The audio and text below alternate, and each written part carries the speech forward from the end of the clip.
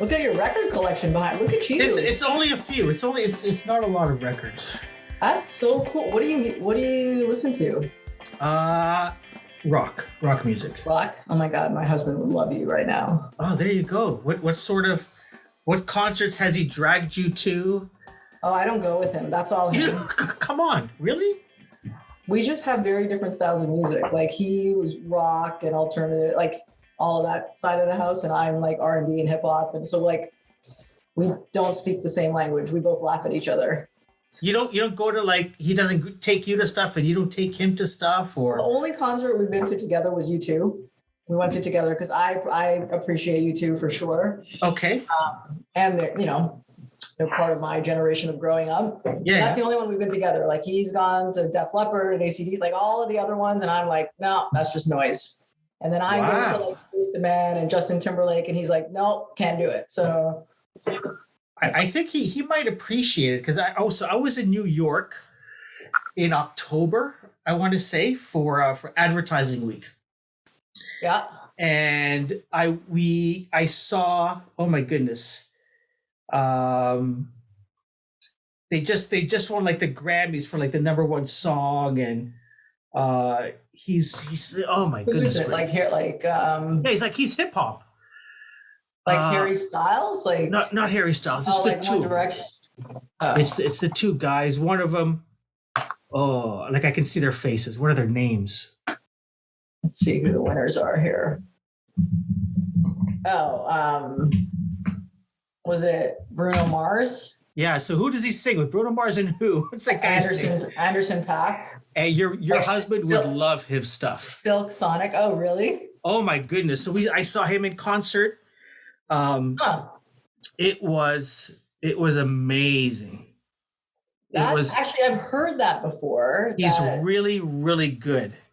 Interesting. And it was like, you could tell there was a hip hop in there, but it was rock. It was, it was just really, really good stuff. Some funk in there. Yeah. He was like that. Yeah, it was really, really good.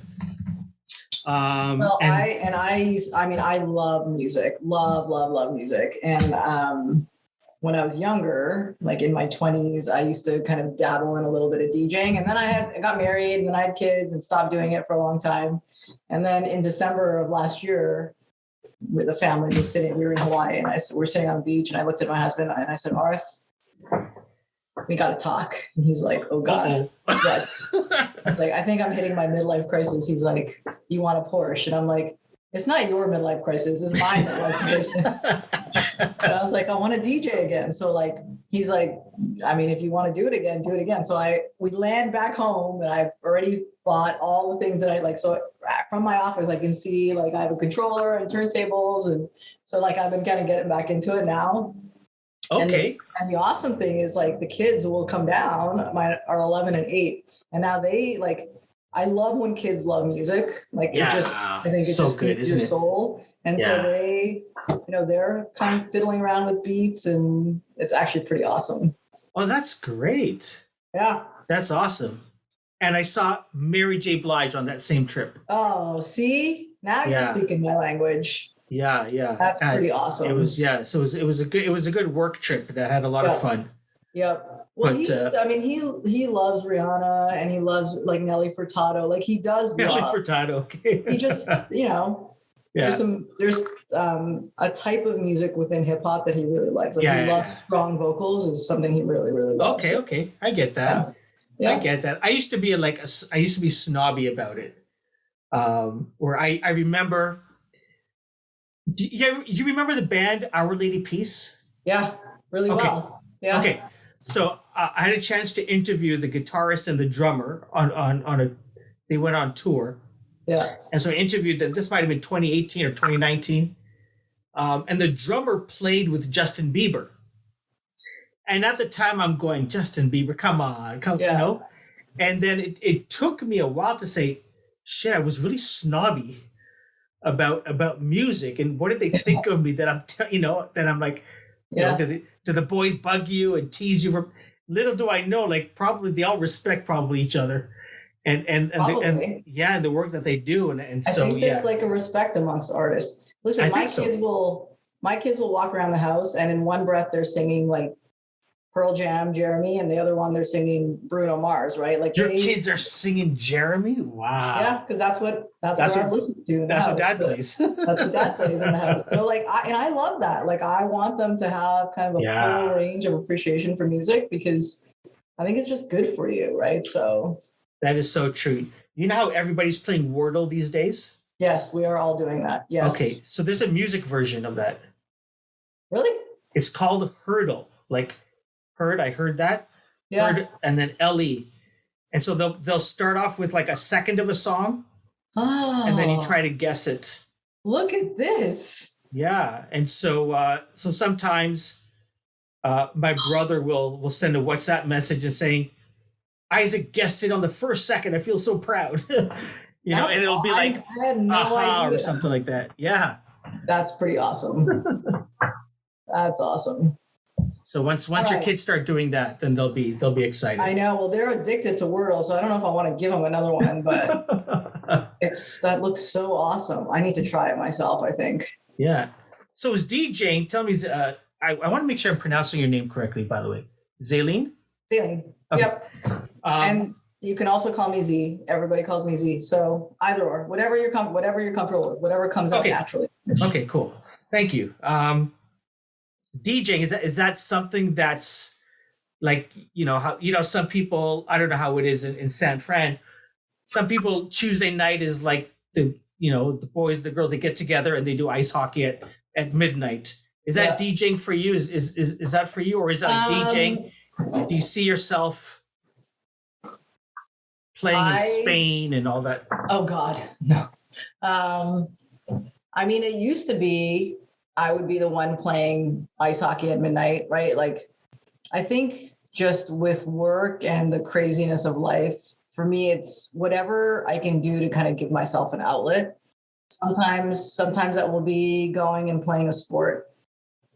Now, right, I can come downstairs and play some music for a little while, and it just kind of lets me just be happy thinking and doing something else. Sometimes it's just reading a good book, right? Like, I think the more ways you can, like, if you can find ways, it doesn't have to be more ways. If you can find ways to kind of bring yourself back down and just take a breath, I find like it just makes me better, more effective, more appreciative of like the things I'm doing during the day, right? It's an outlet. Yeah, sometimes you need to exercise a different side of your brain, or totally do something totally different. If I have a really big present, like a deck to write, like often if I have to put something together for a presentation I have to make, or a presentation my CEO has to make, I will come and DJ. I will do a little bit of music before, just to get my, like, not stress out about it, not walk in completely stressed, but have a little bit more of like some creative energy. Just loosen me up. It's like an athlete getting on a bike right before they play, right? It's just, you're just getting loose. Just burning off some nervous energy sometimes. That's exactly right. You're burning off some nervous energy. So like, there's times when my team will call and I'll be in front of my turntables and they're like, and it's like 9:30 in the morning. They're like, what are you doing? And I'm like, I'm getting ready to write a deck. And they're like, oh, okay, whatever it takes. What are those beats and those lights flashing? Right. They're just like, what are you doing? I mean, they're hilarious and awesome, but they're just like, don't you have a meeting right now? I'm like, yes, my meeting is over here with the music. And in 30 minutes, I have to write a presentation. So that's what we're doing right now. So this is what I'm doing. Yep. Have you always worked from home in this role, or? In this role, yes. So this role, which I started in 2019, because the office is based in LA and I'm in San Francisco, like that was the agreement, that I would just work from home and travel to LA, which I do quite a bit. I mean, I didn't do it during COVID, but the last few weeks, which is why it's been taking us so long. It was a lot. I've been doing a lot of traveling every week. I feel like I've been on the road. And, once upon a time in my life, Karim, like that was really fun for me to be on the road that much. Now I'm like, oh my God, I can't do this anymore. I'm older and I also want to be around the family. So it takes some saying no for sure sometimes. And and then it just takes some balance of like how I do it. But it's a balance. That's right. it's totally a balance. And whereas when I was younger, not only did I have more time to travel and it was more exciting, I also, you don't say no when you're in those situations, right? You don't stand up for it's yourself. Opportunity. Even if, you're like, oh, I'm not going to pass up this opportunity. Someone needs me there. Like and now like you have other priorities and you have more confidence in yourself to be like, okay, do I need to go? And is there, if I can't, is there a way to get something done without me there? And oftentimes the answer is, yes. And so I've gotten a little bit better at saying good. Like, hey, that one's not going to work for me. Yeah. Well, that's good. That's good. It happens with time. Yeah. Your first trip after the pandemic, or that must have been nice just to get away. Not even the first one. Like next week I go to New York for a few meetings and one of the, like an industry event, and I'm excited to go to New York and I'm excited to see a lot of people in the industry. I was just having lunch with my husband. We were sitting there having lunch and, I looked at him like, you're going to be okay, right? And he's like, are you going to stay? If I say no, I'm like, no. You're on your own. You're on your own. So, and I'm, and when he travels too, like, I think it's a good break for him. He gets to just, focus on his career, build his network, all of the things that are still important. So I enjoy it when I go. I think it's just the frequency by which I travel I have to really be careful around that. Well, that's good. So when you at school at university, did you go to university in Ontario? Oh, sorry, not Ontario, but Canada. Yeah, in BC. Yeah, I went to Simon Fraser University. Yep. But you didn't do business. You did you did sports therapy or something like that. Yeah, good memory. So I did my undergraduate degree in kinesiology.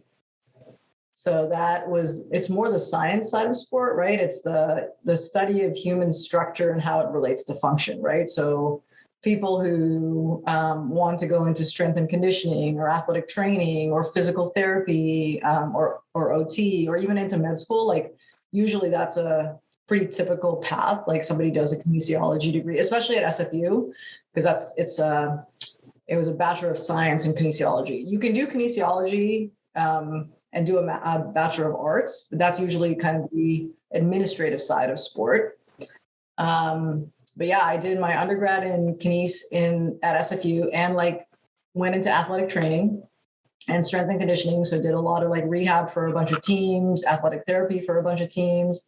And honestly, like I was super happy. Like that was a dream job for me. I was a, tomboy growing up, wanting to play a bunch of sports, wanted to stay in sport and loved being in Vancouver. Obviously, we have a very tight knit community, totally saw myself spending the rest of my life in Vancouver and, was kind of on a journey or a path. And then I met my now husband, then boyfriend, and he was he's Canadian. So, lived in Montreal, but was living in the US at the time. And so we met and we started dating and he's like, what are you going to do when you grow up? And I'm like, I'm going to be a senior athletic trainer, right? I was like, I'm an athletic trainer. I'm going to grow in this path. And he was like, and this is kind of a little bit of just, I think what happens sometimes, especially at that time when you came to the US as a Canadian and you kind of like saw business and how expansive different industries had kind of grown into. It was like, there's a whole business side of sport, right? Like if you really love sport and that's your passion, unless you really love the science side, like there is this whole other path and opportunity for you that's exploded in the US. Like you should kind of look into it. And I just hadn't put two and two together. Like I just hadn't thought of it before that time. And then he said that and I went and I started looking at like programs at colleges in the United States that offered business and sport graduate degrees. And there were like a handful at the time, but a number, it was a good number, and applied to grad school at UMass. And they had a amazing, long-standing master's in sports management program. You could combine it and do your MBA. And so I did a 2-year program with the full intention of coming back home to Vancouver after I was done. to work in sport, but with a master's degree. And my poor mother, like, I think she's still waiting. It's just never you never went back. Never went back. Never went back. Like, never happened. Wow. Yeah. And so was that different? Was that uncomfortable? Like doing, I don't know how old you were at the time, so maybe it was no big deal because you didn't know, but how difficult, how uncomfortable, if at all, was that for you? Yeah, I think it was very uncomfortable for me. It was, and some of it, traditional discomfort, right? Just within the community, girls going away to school and then staying somewhere else far away was like uncomfortable for my parents for sure. Now we're talking, this was 2003 to 2005. I was in school. So we're talking almost 20 years ago, right? Times were a little bit different back then. And also a little scary for me, right? Like, I was in my mid 20s and unlike my husband who left home at 17, like I didn't leave home until I was 25 years old, right? So, you worry a little bit, like, can I do this? I'm living in New York City, making not a lot of money, right? Really huge city to try to sustain yourself and kind of make it or break into the industry. It was a little nerve-wracking for sure. I mean, the good news about New York, right, is, and this, it's like a city full of people just like that, who are just trying to make it, whether that's within sports or music or banking or whatever it is. Like there is this energy, sometimes a little bit cutthroat, but there's a little bit of like, I am going to make it in this city. And if I can, it's an Alicia Keys song. Like, if I can make it here, I will make it anywhere. And like, that's a very real energy in New York City. And so I think, I didn't spend long there. New York wasn't a great fit for me. I was always a West Coast girl. Like, I like being outside. I like a very laid back culture.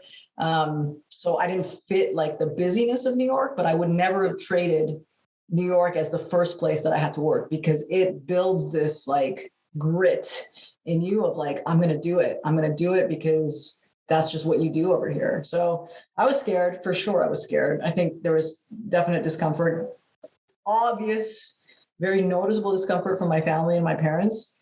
But everyone kind of, you learn. It was a learning opportunity for all of us. So it was good. Are you an only child or? I have a younger brother. Okay. Who is amazing and brilliant. But he's been at home. Like, he is now got a family in Vancouver. He lives, down the street from my parents. He's tried and true Vancouver kid, boy, now man, doing very well, but he's kind of stayed local, and thank God for that, because I think he gets relied on for a lot of things at home. But yeah, I think for the most part, I'm definitely the only person in a very big family. If you count aunts and uncles and cousins, and we're very close, I'm the only one that has moved to the US out of a family of, I don't know, 60, 70 people. And one of the few that have moved away from home. Now, some of my younger cousins have moved from Vancouver to Toronto, for example. But, I think they look at me as like the outlier of, oh my God, what is she doing there? When we had some of the government stuff that was happening in the last administration, and some of the rules around the Muslim ban and all of these things, we have a family WhatsApp group, and my cousins were like, when are you moving back home? And like, get out of there. What are you doing? So they were trying to, encourage me to come back, as they should have. But yeah, I think they kind of look at me sometimes like, oh my God, what has she done? Wait, and, how long? Sorry, go on. Like, you're Canadian, right? You're Canadian? Yeah. So, like, when you are Canadian, like, not only have I moved, now I've moved and I'm working for Team USA. So, like, I'll come home wearing... You're playing for the other team. Dude, and I'm getting thrashed at home, right? Because my email address says Team USA. I'm wearing Team USA gear. And they're just like, so some of this is like, oh my God, Indian girl moving to the United States, wasn't married, all of these things. Some of it is like Canadian born and bred, Canadian athlete born and bred, loves Team Canada, now working for Team USA, wearing all the Team USA gear. Like it's been a tough, every time I visit now, I get a little bit of trash talking. I think I've seen some photos. You're wearing like Raptors jerseys and stuff like that. Yeah, I wear a lot. And my colleagues at work laugh because I'll wear something Team USA and they'll be like, "Oh, she's turning over," and I'm like, and then underneath it'll be a Team Canada shirt, and I was like, "This one is closer to my heart." So, I'm trying to keep both sides happy here. I just watched a Seinfeld episode where they get invited to the owner's seats. And was it the Mets game? Yankees game. Yeah. And Elaine is wearing a Baltimore Orioles baseball cap. Yep. And she won't take it off. Yes. I've been on calls wearing Team Canada gear, and my boss will be like, "I don't think you should do that." And I'm like, the Olympics is all about inclusion and acceptance of other people. Like, I feel like I'm embodying Olympic values right here. So it's funny, right behind me, right, is this is a picture of Sidney Crosby, if the Vancouver 2010 games when Canada won the gold medal in ice hockey, and it sits right behind my desk. And sometimes when I'm on calls, like I'm standing, we'll be talking to a prospect, again, representing Team USA, and that picture's behind me, and my boss is just like, "Oh my God, what are you doing?" And I'm like, this is who I am. This is who I am. That is amazing. That is so much fun. I interviewed Scott Morrison. He's a journalist up here in Canada. Yep. And he wrote a recognize the name wasn't he at the Vancouver Sun? I think he was. That name sounds really familiar. Might have been. I think he's with Sportsnet now. Okay. But he wrote a book recently about 1972. Uh-huh. And so We're talking about all the different tournaments, and I go, like 50 years later, people are still talking about 1972. And he says, well, there's also, there was a tournament, I believe I can't remember, I think it was the 90s, Lemieux and Gretzky were on the same team. Yep. And then he talked about the team behind you. Yep. And so I'll tell you the same story I told Scott. I happened to have been in the hospital throughout the Winter Olympics of that year. I had liver surgery. Oh. And the day of the gold medal game, so I've been, in the I was going to call it a hotel, in the hospital, watching all of the games and stuff. And then the day that they scheduled surgery for me is the day and the time of the gold medal game. Oh no. And so nobody was at my surgery. Like all my family were watching the game. There's photos of them high-fiving people down Yonge Street. They asked, were you here? No, we were watching the game. Yeah. I get it. Yeah. I get it. Nothing they can do. I was in Vancouver, obviously, for those games, and I was at the game for that game. And first of all, I was sitting with all my colleagues, and I was already moved to the US. So all my colleagues were American. And I, like most Canadians, number one, ice hockey and men's hockey, both men's and women's, but ice hockey is like, it is the core of who you are. Like when you're watching, like when I'm watching a Team Canada game, I don't want anyone around me. Like I am nervous, I'm focused, like I am watching with intent. I know the game really well. And so, I was at the game, which I'm very blessed that I was there, but I was also like surrounded by people who were like not as big of fans as I was. And so they're trying to talk to me during the game. I'm like, stop, like I can't. Then we're up 1-0, or we're up 2-1. And, the goal is scored at the end of the third to tie it up. And then I just get lost so much chirping, right? Like just trash on, we're going to take the medal away right in your hometown, Z. Like, what are you doing? And they're getting ready to just nail me. And then when we scored in overtime, I just remember being the only one in like our section, just like, yeah, you're going down, and like doing cartwheels in the concourse area. Like it was, and what I've heard is like the streets in Vancouver, very much like when the Raptors won, the NBA finals, like super quiet during the game. And then when the game's done, I walked the streets of Vancouver and it was mad, like you had Journey in this, like people singing, and it was like I will never forget. I will never forget that scene. Like, it was amazing. So I feel bad for you, but I don't, like, your family, I'm not surprised at all. Yep. Yeah, What you do. I hear you. My sister just moved to Temecula, which is just outside of San Diego. I think it's in between San Diego and LA. And forever, my dad said, I'm never going to visit you. Like, I can't go to the States. He was one of those parents. I'm not going to the States. Everyone's carrying a gun. Yep. Like nothing, you know. Still remembers the LA riots. Just like, nope, no need to go. It took my sister actually buying tickets for my mom and dad for him to go. Now he's thinking of buying an apartment there to go every winter. Yeah, it's what happens. I mean, listen, I think all Canadians have these preconceived notions of the United States and vice versa, right? Some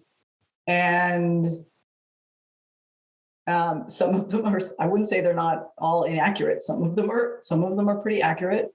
But, you know, now being here, I've been here for, you know, since 2003. So I've been here for almost 20 years. It's my home now. And I still refer to Vancouver as my home. Like, when I think about home, I think about Vancouver, but this city and this country has, you know, provided me with a really great multiple career opportunities. My kids have been born here. They've been brought up here. My current friends live here. Like, I have to acknowledge and really appreciate what the country has actually allowed me to do, because I don't think, I think this is a different statement if made today, if I was going through this journey today. But I think at that time of my life and the stage of where we were from a gender perspective, where we were in the industry of sport, I don't think I would have been able to do what I've done in the industry today if I had stayed in Canada. Actually, I'm pretty sure I wouldn't have. Yeah. It's too small. It's too small. It was too small. So there were some things that were Canadian specific, right? Industry was way too small. Yeah. It was very, what's the word I'm looking for? I don't want to say there was a lot of nepotism, but it was almost like, I understand. Right? It was like the people that were in it would just pick the people underneath it, and it would just, there would be this cycle, right? Yeah. It was very, very hard to break in from a meritocratic perspective. It was just, it just didn't work that way. Yeah. And, you know, not exclusive to Canada, but like, we weren't in the same place from a gender parity perspective. It was a very male dominated industry in its entirety, even in the United States. It's just there was more, like, the supply was bigger. So it was easier to get in. So I don't think, like, there was no way I would be in the job I'm in today if I tried to stay in Canada and kind of figure it out from there. It wouldn't have been possible. So how did you're a woman, you're a woman of color. You're not from the States.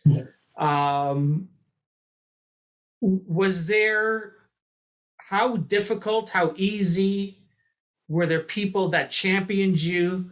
How did all of that happen? Not necessarily to get you where you are today, because you need to be good at what you're doing eventually, right? And not just gonna, well, you know, she's a good girl, let's, you know.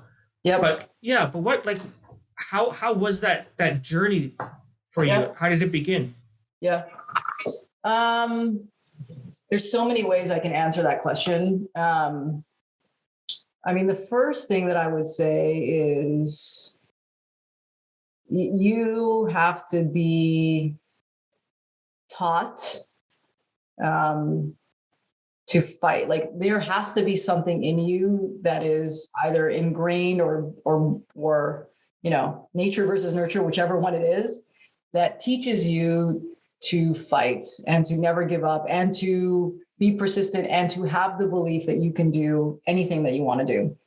And while my parents didn't necessarily want me to move to the United States, and, maybe we're a little bit apprehensive of like the fact that I love sports so much. I mean, their story, which is, very well documented within our own kind of community storylines, is of persistence and grit and believing that you can do anything that you want to do and setting up a really good life for yourself. Right. So I think there's something in me because of what I grew up with and what I was taught that is just like, hey, if you want to go out and get something or do something, you can do it. You need to believe in it. Nothing is going to stop you if you believe in yourself. I say that's number one.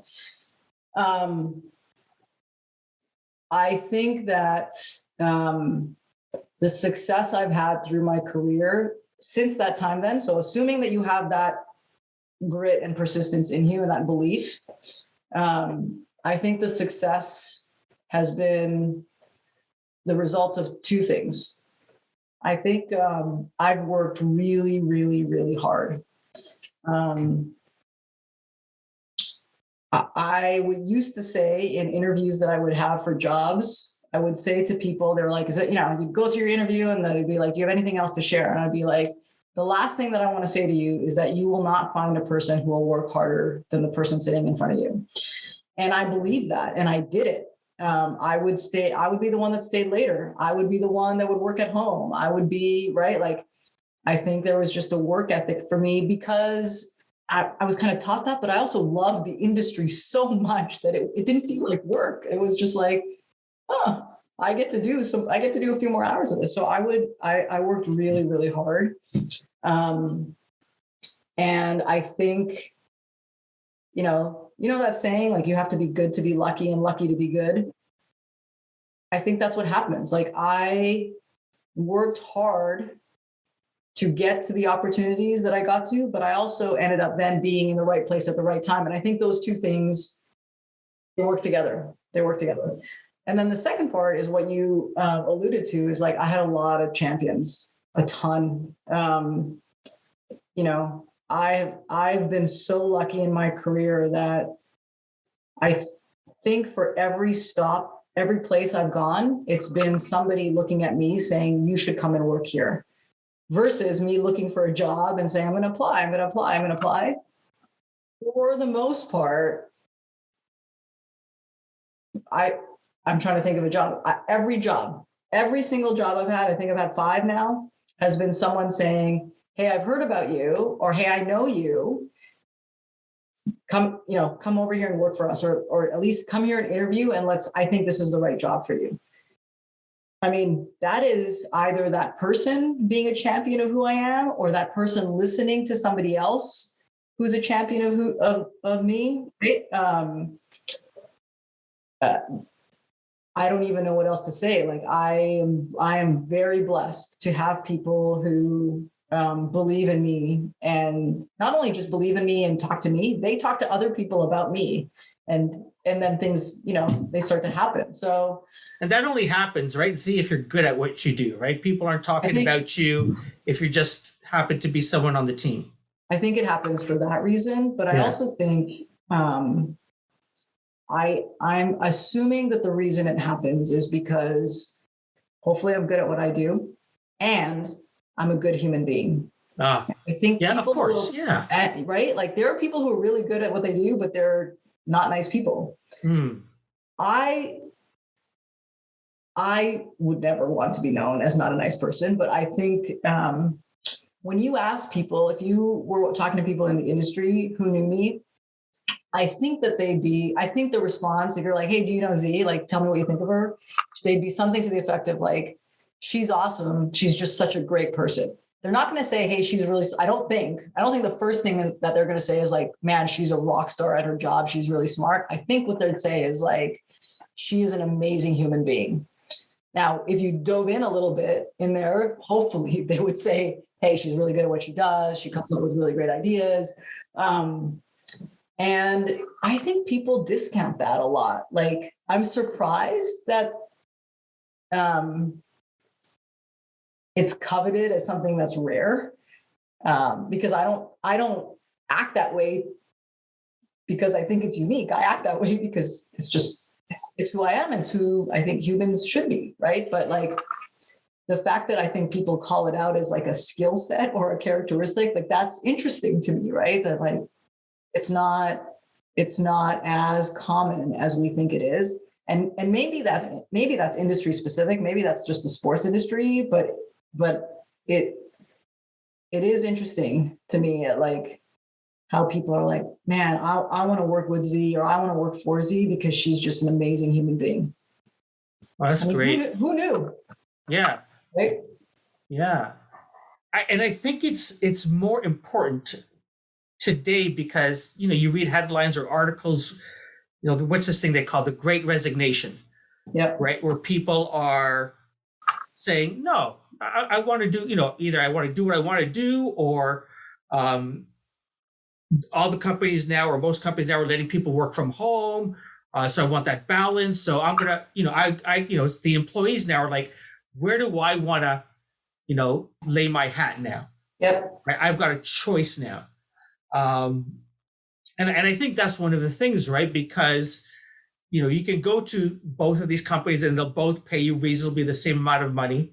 You'll get the same week's vacation or whatever it is. You'll get the same benefits. Yep. But you want to enjoy what you're doing and you want to enjoy the people that you're doing it with. Totally. And if that's missing, then every day it's like, oh, shoot, this person's trying to call me on Teams or there's another Zoom call and you don't have that passion of like, well, yeah, it's a Friday and my boss said I can leave at 3:30, but, I don't mind if I'm here till 5 or 6 or 7, just finishing off because I enjoy this or I enjoy working on this team. I think that's important. Yeah, I totally agree. And I've gotten better at realizing that and valuing that as I've progressed. I think when you're young, right, like you have different things that you're trying to solve for, right? When you're young, you're trying to break in. You're trying to find companies that are going to look good on your resume. You're trying to make a living, right? Like you have right? So there are things that you're going to say, okay, compensation, place, name, brand equity of the place I work, those things are going to be at the top of the list. And I don't, those things don't necessarily go away. They just fall a little bit lower for me now. For me, it's like, who am I working with? Do I enjoy being around the people that I'm going to work with? Are they motivated? Are they smart? Are they going to push me to do things that I've never done before? So that's usually number one. Number two is usually like, what are the values of this organization that I'm going to work for? Like, do they align with the things that I find important? Are they inclusive? Do they want, creative thinking? Are they bold in the things that they're going after? Right? Those are the things that I start to look for different things now, because I want to wake up every day and be like, I have the best, like, I cannot wait to get to my job today versus like, oh my God, I have another Zoom meeting. Right. So you're absolutely right. I think we're in a really interesting time period of, it's a very good market for those that are looking for jobs. And I think the way society has basically evolved over the last, 5 to 10 years with just the gig economy and the creator economy and, the rise of like, millennials and, Gen Z, like you have this voice and this tide of like, how am I almost like this, what's in it for me, right? How am I going to make sure that I am taken care of based on the decisions I made or the decision, based on what's going on around me? And, this, it's less about we and more about I, right? Like that's kind of how things have shifted over the last little while. You can watch the content you watch whenever you want to watch it, the way you want to watch it. And if you don't want to watch what's on linear TV, you can watch something else. It doesn't matter. Like you can listen to you don't have to listen to the radio. You could like all of the way technology is involved and, you do what you want, when you want to do it and how you want to do it. That's what society's kind of led to. And I think like, now I'm a hiring manager, right? I hire people. I'm kind of in the stage of my career where I'm watching kind of how young people enter this industry and the things that they ask and what they, and what they're looking for. And I find myself conflicted a lot with this, the balance between making sure you're taking care of yourself and your needs, which you should always do, with the ego and the swagger that comes along with it, right? And I'm just like, okay, right? Like, what type of person do I want to hire? I definitely want a person who's like knows what they want, is motivated by that, is going to be driven to achieve those things, but I don't want the swagger. So, it's like I'm okay with a little bit of swagger. I don't want a lot of swagger, right? Like, I work very well in a good team environment where, if my associate comes up with a great idea, she's going to present that idea in the room. But if I come up with a great idea, then I'm going to it's okay. Together, we're going to be much stronger as a team versus any of us individually. And if I have someone who comes in who doesn't kind of believe in the same mindset, that makes it really, really tough. And I think people, I don't want to say like all young people are like this. I think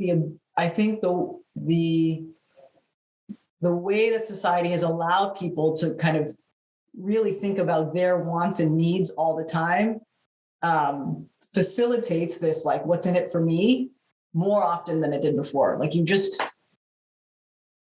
when we were growing up, it's like you watch what was on television. Like, this is on television right now. You're like, okay, this is what I'm going to watch right now. You didn't have a lot of choice and optionality, and so you didn't ask for it. It just wasn't something you asked for.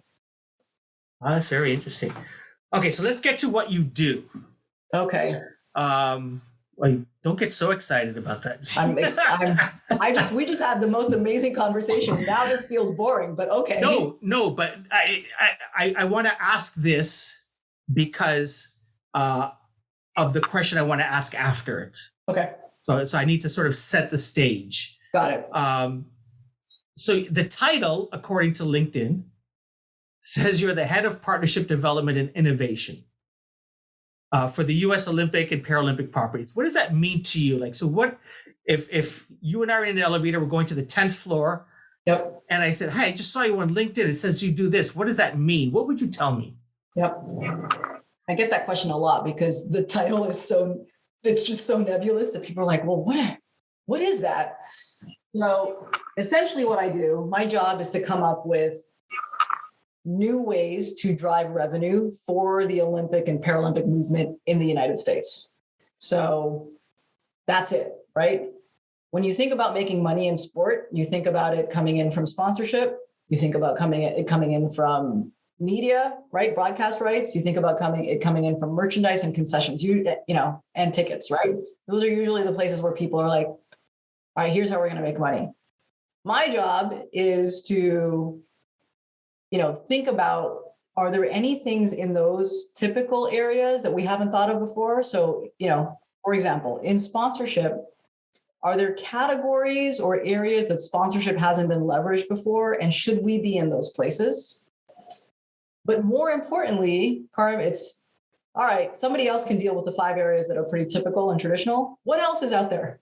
How else are we driving revenue into the business so that we can, enable our athletes, provide more financial income for our athletes, sustain the US Olympic team, and just make sure that they have the financial resources to exist and perform, and then make sure that the games in LA has the financial stability to be able to sustain itself. So my job is all about making money. I sit on the commercial team, but it's about trying to make new money, right? In ways that we've never made money before. Okay. So when we booked this, I had written down notes the first time I heard you speak because I was fascinated with this AMP program. And then I read some more. I go, yeah, okay, AMP, fine. But then I read a quote that you said, and I really want to understand this. Yep. This is what you said. I'm also thinking about, how do you think about the Olympics in a new way? How do you think about inclusivity, voluntarism in the community? And I don't know whether, again, I'm just reading an article, and you also said this in the same. We need some change in this country, and we're going to use LA28 to get to that place. Yep. So when I read that, I go, that doesn't sound, but maybe it is, maybe it isn't. but maybe you're so good at what you do that they allow you to do this. So explain. I don't need to know why you're doing that. Well, Yep. I don't need to know who gave you the permission to do that. What I would love to know is why that's important for you and this role that you have. Yeah. I mean, let's divide that into two parts, right? Like I'm going to give you the rational answer of why it's important in my job. And I'm going to give you the emotional side of it, right? The rational answer to that of like, why do I look at things that are maybe a little bit more touchy-feely, a little bit less, like more intangible, a little bit more about societal impact versus sport impact. Rationally, I do those because if I do those well, if I come up with programs that speak to inclusivity, that speak to volunteerism, that speak to climate change and sustainability, those are things that will allow the Olympic movement to evolve and therefore have more money come in, right? If a brand knows that we are going to tackle climate change because that's the right thing to do for this country, and we're going to put the Olympic Games together and the Paralympic Games together such that they are the most sustainable games that we've ever seen. A brand who also has the values and the ideals and the objectives of climate change is going to be like, well, I want to do that too, right? I want to be involved. So it does from a commercial perspective, it helps because most brands now realize that, in addition to, hey, I need to meet this sales figure, revenue number target, like I also need to do good for society. I need to do both. Pretty much every company I talk to has a set of like financial objectives and then a set of like societal objectives. In fact, a lot of them are very related. And so the rational answer, Karim, is like, I do that because it actually makes us a more commercially viable product if we do think in those areas. The emotional response is, I work for the Olympic movement. We have an obligation as the movement to change the things that don't work in this country, at least to leverage the rings, the halo of the rings, the people that, look at sport and feel passionate about sport and therefore are willing to do something even beyond sport to try and solve some of the things in this country. And I would say not even in this country, in the world, that maybe they wouldn't have done so otherwise, right? And so if I can use Paralympic athletes to showcase that people who are disabled in this country are not represented in the right way in media, advertise, like I should do that. That is an awareness issue that we need to solve for. And because I work for the Olympic movement and the Paralympic movement, I have the responsibility. I have to do that. Otherwise, why am I in this job? Right. So I think I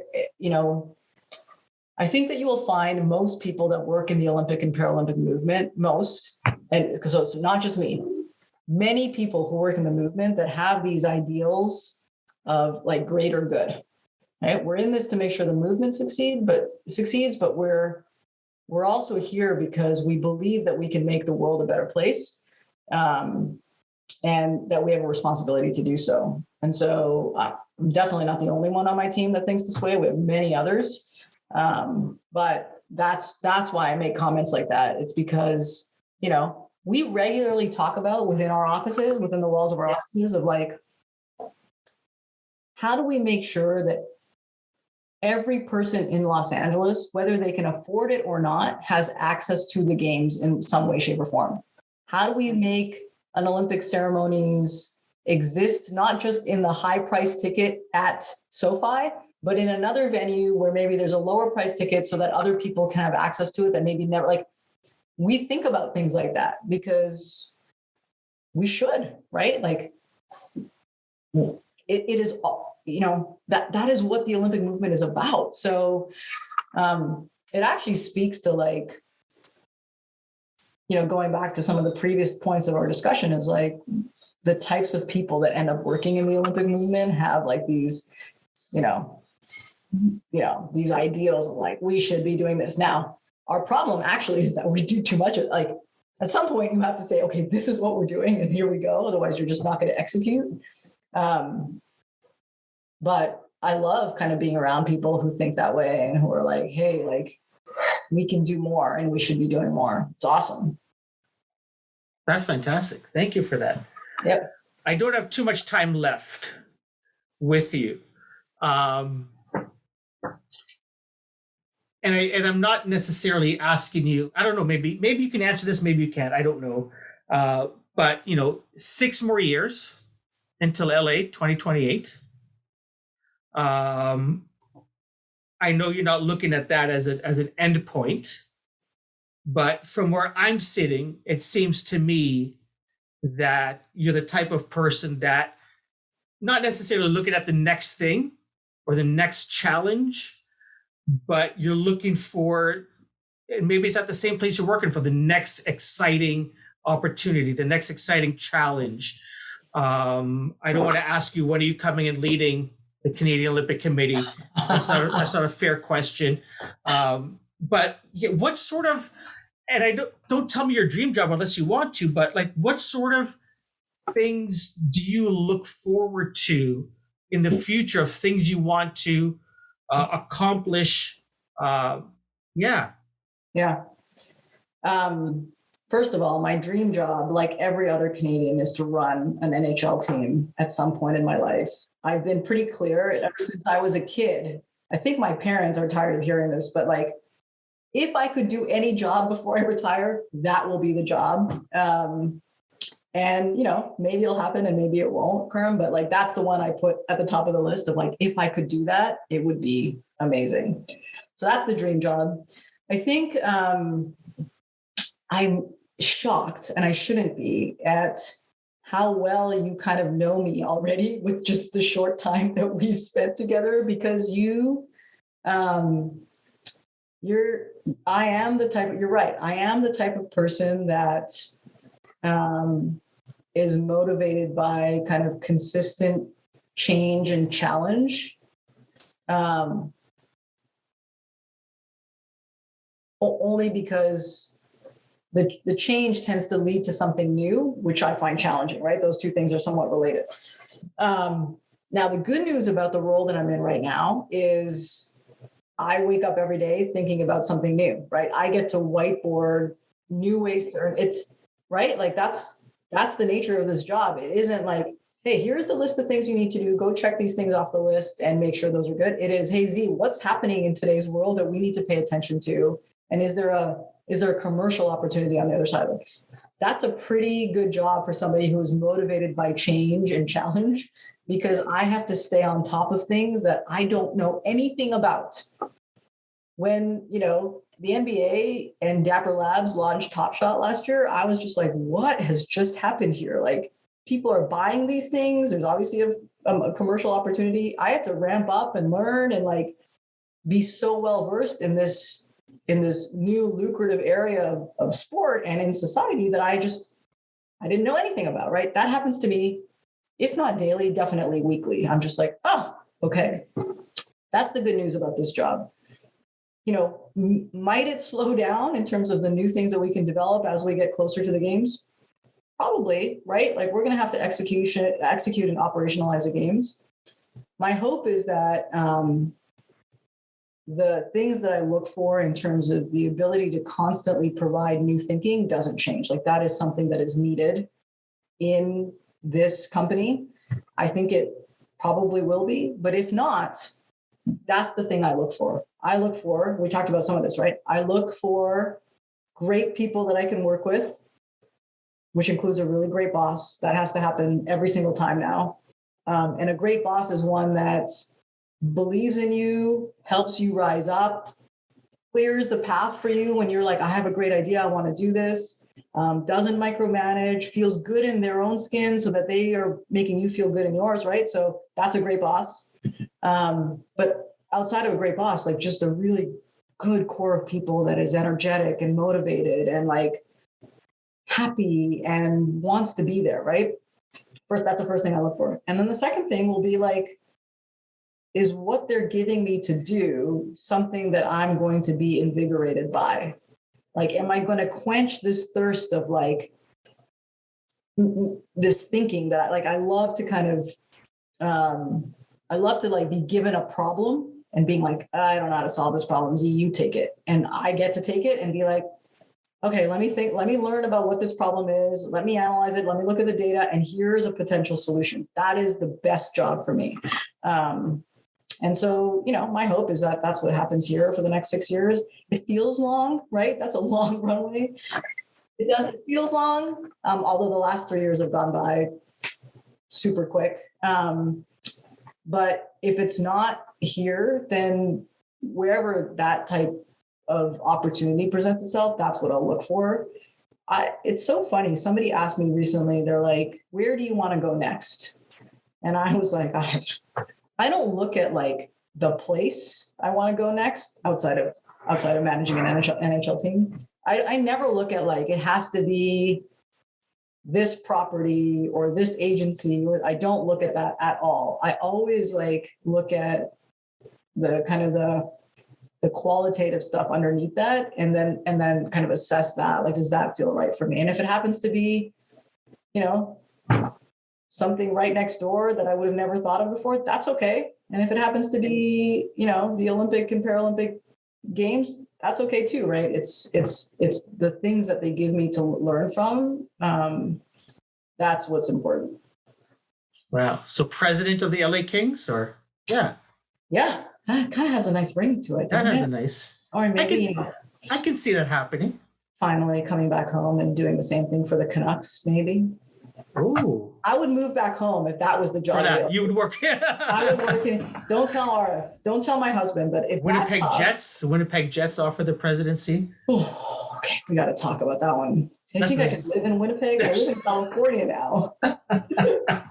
There's a limited amount of jobs as a president of an NHL team. That's the reason I haven't gotten it yet, because it's the limited number of jobs.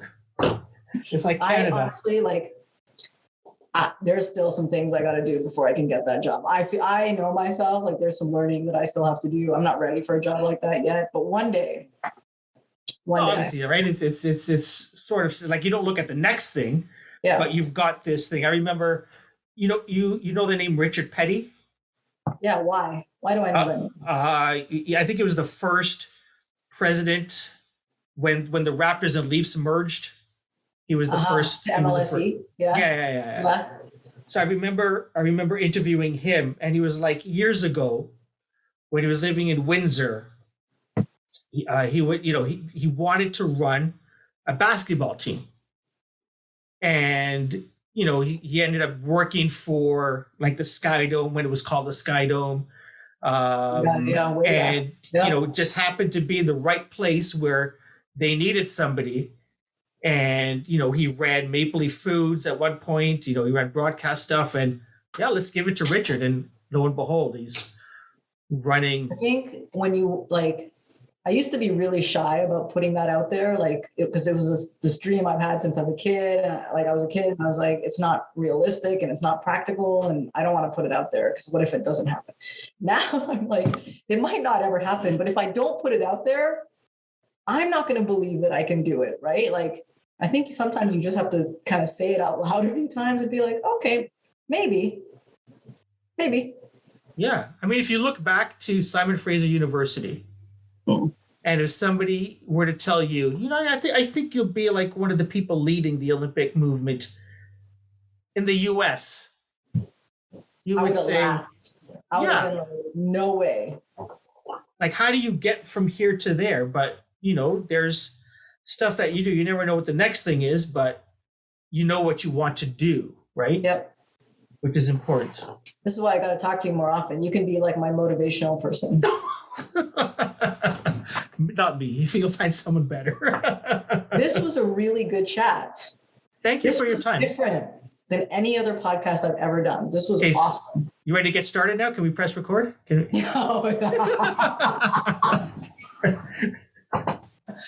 it. No, you were amazing. Thank you for having me. I had so much fun.